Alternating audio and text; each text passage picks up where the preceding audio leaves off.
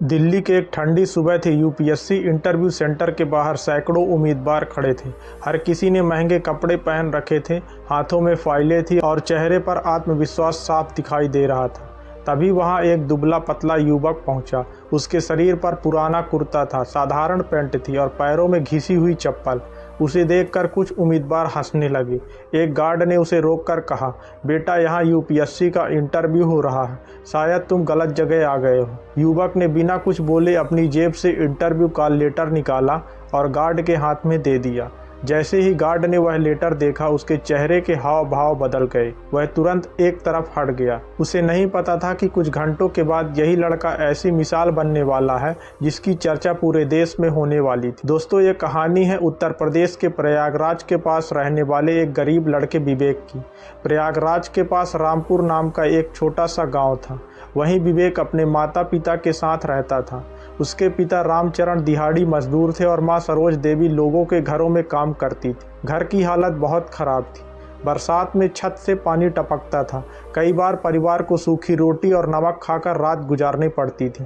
लेकिन विवेक की आंखों में एक सपना था, आईएएस अधिकारी बनने का सपना। जब वह गांव वालों से कहता कि एक दिन वह कलेक्टर बनेगा तो लोग उसका मजाक उड़ाते, तेरे घर में खाने के पैसे नहीं हैं और तू आईएएस बनेगा। लेकिन विवेक हमेशा मुस्कुरा देता, क्योंकि उसे अपने पिता की एक बात हमेशा याद रहती थी। रामचरण कहते थे, बेटा, इंसान की पहचान उसके कपड़ों से नहीं उसके कर्मों से होती है। यही बात विवेक की सबसे बड़ी ताकत बन गई। सरकारी स्कूल से पढ़ाई करने के बाद विवेक ने यूपीएससी की तैयारी शुरू कर दी। दिन में वह मजदूरी करता, शाम को बच्चों को पढ़ाता और रात को लालटेन की रोशनी में पढ़ाई करता। कई बार थकान इतनी होती कि किताब पढ़ते पढ़ते उसकी आंखें बंद हो जाती, लेकिन सपना इतना बड़ा था कि वह फिर उठकर पढ़ाई करने लगता। एक दिन मजदूरी करते समय अचानक एक दीवार गिर गई और रामचरण उसके नीचे दब गए। गांव वाले उन्हें अस्पताल लेकर गए। डॉक्टर ने कहा, इनकी पैरों में गंभीर चोट है, अब ये पहले की तरह काम नहीं कर पाएंगे। यह सुनकर विवेक टूट गया। घर की सारी जिम्मेदारी अब उसके कंधों पर आ गई थी। उसने सोचा शायद अब उसे अपनी पढ़ाई छोड़नी पड़ेगी। लेकिन उसी रात रामचरण ने उसका हाथ पकड़कर कहा, बेटा, अगर तूने अपना सपना छोड़ दिया तो हमारी गरीबी कभी खत्म नहीं होगी। चाहे मुझे भूखा रहना पड़े, लेकिन तू पढ़ाई मत छोड़ना। विवेक की आंखों में आंसू आ गए। उसने पिता के पैरों में सिर रख कर कहा, बाबूजी, जिस दिन मैं आईएएस बनूंगा आपको हमेशा के लिए मजदूरी से छुट्टी दिलाऊंगा। इसके बाद विवेक ने और ज़्यादा मेहनत शुरू कर दी। 3 साल तक उसने बिना किसी कोचिंग के तैयारी की, पुरानी किताबें खरीदी, लाइब्रेरी में घंटों की पढ़ाई और पिता की सेवा भी करता रहा। आखिरकार यूपीएससी परीक्षा का समय आया। उसने प्रारंभिक परीक्षा पास की, फिर मुख्य परीक्षा भी पास कर ली। अब सिर्फ अंतिम पड़ाव बचा था, आईएएस इंटरव्यू। लेकिन एक समस्या थी, दिल्ली जाने के पैसे तो किसी तरह जमा हो गए थे, लेकिन नए कपड़े खरीदने के लिए पैसे नहीं बचे थे। माँ ने कहा, बेटा, अगर कहो तो किसी से कपड़े मांग कर ले आती हूँ। विवेक मुस्कुराया और बोला, माँ, अगर मेरी पहचान मेरे कपड़ों से होगी तो मैं इस कुर्सी के लायक ही नहीं हूँ। मुझे किताबों ने यहाँ तक पहुँचाया है। यह सुनकर रामचरण की आंखें भर आई। उन्होंने अपनी पुरानी साइकिल बेच दी और उसी पैसे से विवेक का टिकट खरीदा। दिल्ली पहुंचकर विवेक ने रेलवे स्टेशन के वेटिंग हॉल में रात बिताई। सुबह उसने अपने पुराने लेकिन साफ कपड़े पहने और यूपीएससी भवन पहुंच गया। गेट पर गार्ड ने उसे रोक लिया। कहाँ जा रहे हो? विवेक ने कहा, सर, मेरा इंटरव्यू है।